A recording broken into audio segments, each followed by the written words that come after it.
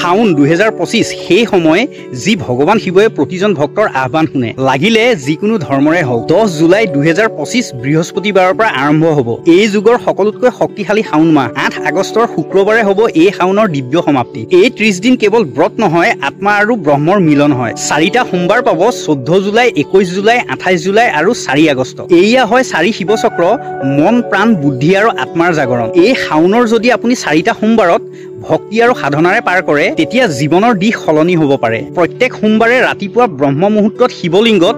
জল আৰু বেলপাত অৰ্পণ কৰক আৰু এই মন্ত্ৰ জপ কৰক ওম ত্ৰয়ম্বকম যজামহে সুগন্ধিং পুষ্টিবৰ্ধনম উৰ্বা ৰুকমেব বন্ধনান মৃত্যুৰ মূৰ্খ্য মামৃতা এই মহামৃত্যুঞ্জয় মন্ত্ৰ অকল মৃত্যু নহয় কষ্ট বাধা আৰু দুখৰ পৰা মুক্তি প্ৰদান কৰে শাওনৰ প্ৰত্যেকটো সোমবাৰ এটাই সুযোগ আছে ভগৱান শিৱৰ আৰু কাষলৈ যোৱাৰ আপোনাৰ জীৱনটো শুভ কৰিবলৈ এতিয়া মহাদেৱক মাতক সম্পূৰ্ণ শ্ৰদ্ধাৰে কওক হৰ হৰ মহাদেৱ হৰ হৰ মহাদেৱ এয়া শ্বেয়াৰ কৰক আপোনাৰ আপোনজনলৈ পঠাওক আৰু ফলো নিশ্চয় কৰিব হৰ হৰ মহাদেৱ